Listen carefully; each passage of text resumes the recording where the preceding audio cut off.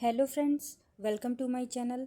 आज हम PT 365 के न्यूज़ थ्रू मैप्स में थोड़ी सी चीज़ें देखेंगे। फर्स्ट जो उसमें हम देखेंगे अंतर्राष्ट्रीय संबंध देखेंगे, और अंतर्राष्ट्रीय संबंध में हम नागोर्नो कराबाख क्षेत्र, सुर्खियों में रहे संघर्ष जनित अन्य क्षेत्र, और अंतर्राष्ट्रीय घटनाक्रम से संबंधित कुछ महत्वपूर्ण स्थल और द्विपक्षीय संबंध के बारे में देखेंगे। जिसमें जो हमारा फर्स्ट है नागोर्नो कराबाख क्षेत्र, जो काफ़ी समय से चर्चा में रहा है। UPSC 2023 में इससे सवाल भी आया था इस क्षेत्र के बारे में कि किन देशों के बीच ये क्षेत्र चर्चा में रहा। तो ये अजरबैजान और अर्मीनिया के बीच विवादित क्षेत्र है। और फिर वापस ये चर्चा में इसलिए आया क्योंकि जो रूसी शांति सैनिक थे अब वो यहाँ से वापस लौटना शुरू हो गए हैं, क्योंकि अजरबैजान ने इस विवादित क्षेत्र को अर्मेनियाई अलगाववादियों से वापस अपने कब्जे में ले लिया है। इस वजह से यहाँ से रूसी सैनिक वापस जा रहे हैं। और अगर हम अर्मेनियाई लोग के बारे में इसमें बात करें तो अर्मेनियाई लोग इसे आर्टशक के नाम से भी जानते हैं और पुकारते हैं इसको। और एक ये लैंडलॉक कंट्री है। लैंडलॉक कंट्री का मतलब जिसकी सीमा जो है किसी समुद्र या महासागर से नहीं लगती है।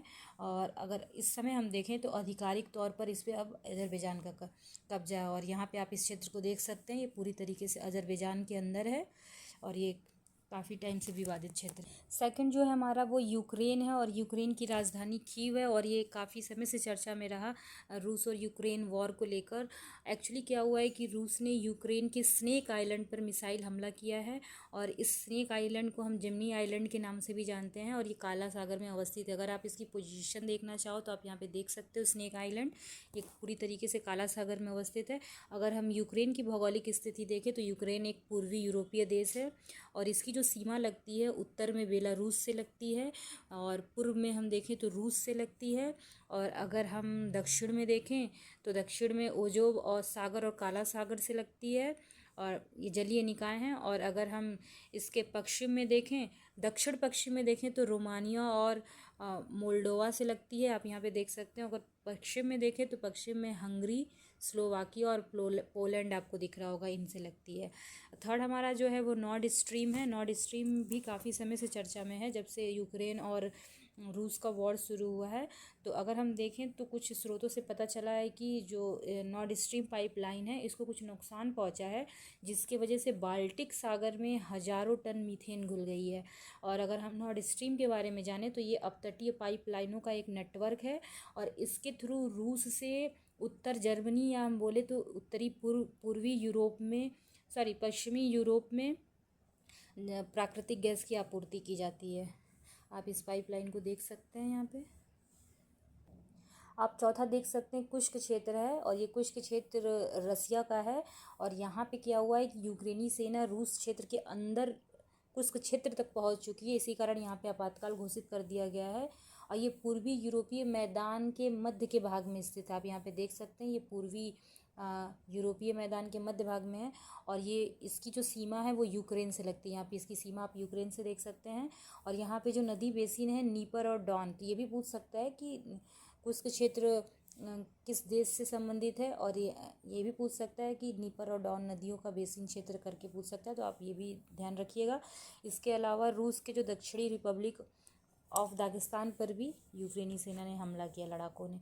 पांचवा जो हमारा है वो लेबनान है। लेबनान भी चर्चा में आ गया है, क्योंकि इज़राइल जो है उसने लेबनान के दक्षिणी हिस्से में काफ़ी सेना तैनात कर दिया है, और हिजबुल्लाह के खिलाफ अपना संघर्ष उसने घोषित कर दिया है। अगर हम लेबनान की स्थिति के बारे में बात करें तो ये भूमध्य सागर, आप मेडिटेरियन सी यहाँ पे देख रहे होंगे, और मेडिटेरियन सी के पूर्वी तट पर एक संकरी पतली सी पट्टी के रूप में ये अवस्थित है। और ये पश्चिमी एशिया, अगर आप अरब प्रायद्वीप की बात करें तो अरब प्रायद्वीप आपको पता है कि पश्चिम एशिया में है, और अरब प्रायद्वीप के उत्तर में ये लेबनान अवस्थित है। और इसके सीमावर्ती देश के बारे में बात करें तो इसके उत्तर में भी और उत्तर पूर्व में भी, उत्तर और उत्तर पूर्व में भी सीरिया है।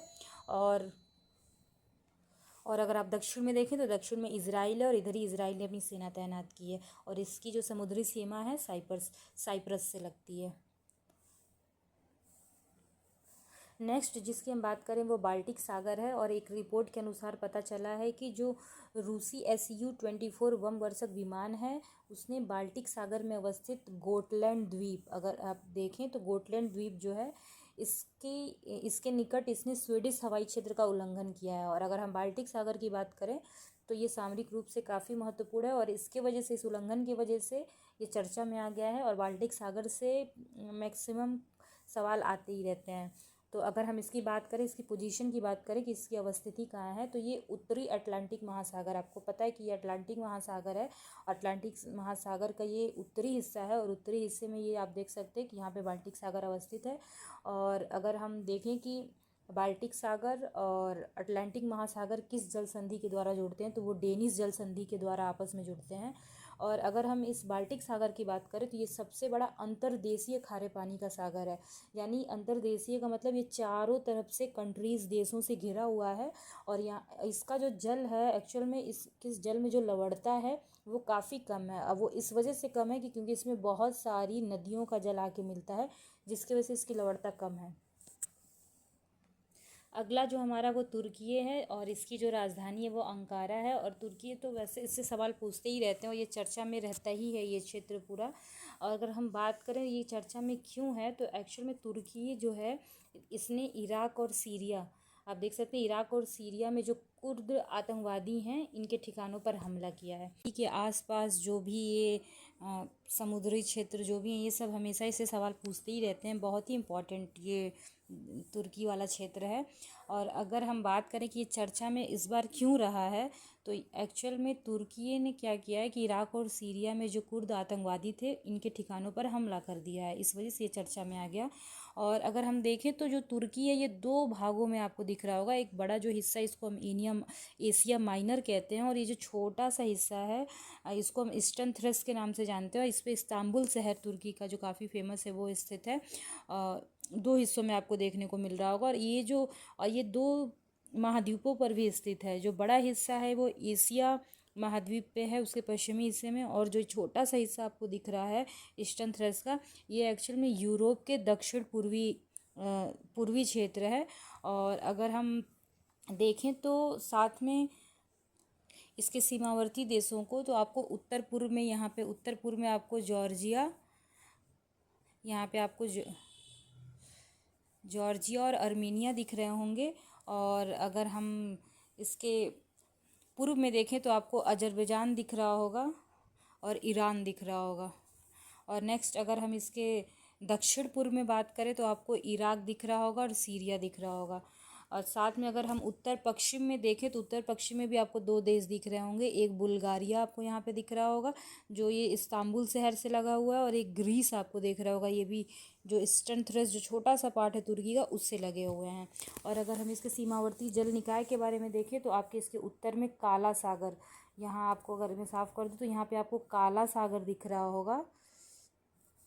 और साथ में यहाँ आपको भूमध्य सागर, मेडिटेरियन सी दिख रहा होगा। अगर हम काला सागर की बात करें और मेडिटेरियन सी के बारे में देखें, इनके बीच में देखें तो आपको यहाँ पे एक मरमरा सागर दिख रहा होगा, ये छोटा सा। और अगर हम काला सागर और मरमरा सागर को जोड़ने वाली जल संधि के बारे में देखें तो इसको बास्फोरस जल संधि कहते हैं, ये बास्फोरस जल संधि है। और साथ में अगर हम एजियन सागर और मरमरा सागर को जोड़ने वाली जल संधि के बारे में देखें तो इसको डार्डेनल्स स्ट्रेट या जल संधि भी कहते हैं। नेक्स्ट जो हमारा है वो अदन की खाड़ी। और अदन की खाड़ी जो है वो शुरू से ही चर्चा रही है समुद्री डाकुओं की वजह से, क्योंकि यहाँ पे इस क्षेत्र में समुद्री डाकुओं का बार बार व्यापारिक बेड़ों पे, जहाज़ों पे हमला होता रहा है। इसकी वजह से ये क्षेत्र लगातार प्रभावित रहा है डाकुओं से। और अदन की खाड़ी की बात करें तो ये गहरे पानी का एक बेसिन है। और ये लाल सागर, आपको यहाँ पे रेड सी दिख रहा होगा, और ये अरब सागर जो है इसको कनेक्ट करता है, प्राकृतिक समुद्री ये लिंक है। और हम यहाँ पे सोमालिया की बात करें नेक्स्ट, तो इसकी जो राजधानी है वो मोगादिशु है। और मोगादिशु में आत्मघाती बम विस्फोट और गन अटैक से यहाँ के कई सारे जो नागरिक है वो मारे गए हैं। और मोगादिशु आपको दिख रहा होगा, ये एक बंदरगाह भी है अरेबियन सी में। और साथ में अगर हम अवस्थिति देखें सोमालिया की, तो हॉर्न ऑफ अफ्रीका, ये जो कोना निकला है इसको हॉर्न ऑफ अफ्रीका कहते हैं, उसी का एक ये भाग है। और अफ्रीका महाद्वीप का सबसे पूर्वी देश है, ये पूरा अफ्रीका महाद्वीप है और इसका जो सबसे पूर्वी देश है वो सोमालिया है। और साथ में जो इसकी सीमा लगती है, इसके जो सीमावर्ती देश हैं अगर इसकी हम सीमावर्ती देश देखें तो इसके उत्तर पश्चिम में यहाँ आपको जिबूती दिख रहा होगा और इथोपिया दिख रहा होगा पश्चिम में, और दक्षिण पश्चिम में आपको केन्या दिख रहा होगा। और इसके जल निकाय की बात करें, सीमावर्ती जल निकाय, तो यहाँ पे आपको गल्फ ऑफ अदन या अदन की खाड़ी दिख रही होगी, और ये हमारा हिंद महासागर है, या ये जो हिस्सा है वो अरेबियन सागर, और हिंद महासागर तो बड़ा है, उसके अंदर ये हिस्सा अरेबियन सागर में भी आता है, आप देख सकते हैं। नेक्स्ट जो 10वां नंबर पे जो हमारा टॉपिक है वो अबू मूसा द्वीप है, और ये अबू मूसा द्वीप अक्सर विवादित रहता है और चर्चा में रहता है ईरान और यूएई को लेकर। एक्चुअल में 1971 से ही इस पे ईरान का अधिकार है, लेकिन इस पे यूएई और चीन द्वारा इस पे दावा किया जाता रहा है, और इस पे बयान देने के कारण ईरान ने एक्चुअल में अपने चीनी जो राजदूत था उसको तलब किया है। और अगर हम इस द्वीप का सामरिक महत्व देखें तो ये ज़्यादा इम्पॉर्टेंट है। एक्चुअल में आपको यहाँ पे पर्सियन गल्फ़ दिख रहा होगा, और यहाँ पे गल्फ़ ऑफ ओमान दिख रहा होगा, और ये जो हमारा है अरब सागर है, तो ये अरब सागर और गल्फ़ ऑफ ओमान और पर्सियन गल्फ़ को जोड़ता है। और साथ में प्रतिदिन विश्व के तेल व्यापार का लगभग 5वां हिस्सा इसी जलडमरू मध्य से होकर जाता है। आपको यहाँ पे होर्मुज स्ट्रेट दिख रहा होगा, स्ट्रेट ऑफ होर्मुज या होर्मुज जलडमरू मध्य आपको दिख रहा होगा, और ये गल्फ़ ऑफ ओमान, अरब सागर और पर्सियन गल्फ़ या फारस की खाड़ी को आपस में जोड़ता है।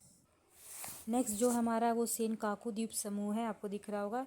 एक्चुअल में जापान और अमेरिका ने एक संयुक्त बयान जारी किया है जिसमें चीन द्वारा सेनकाकू द्वीप समूह की यथास्थिति में एक तरफा बदलाव के प्रयास किए गए थे और इसका विरोध किया गया है, और चीनी भाषा में इसे दिया ओऊ द्वीप समूह भी कहा जाता है। और ये जो है ये पूर्वी, आपको यहाँ पे दिख रहा होगा, पूर्वी चीन सागर जो है उसमें ओकिनावा द्वीप से लगभग 400 किलोमीटर के पश्चिम में ये अवस्थित है। तो इसकी जो है वो स्थिति पूछ सकता है कि सेनकाकू द्वीप समूह कहाँ स्थित है सागर को लेके, तो आप पूर्वी चीन सागर बोल सकते हैं। और अबू मूसा द्वीप की भी अवस्थिति पूछ सकता है। बाकी जो नेक्स्ट टॉपिक है वो हम अगले वीडियो में देखेंगे। Thank you.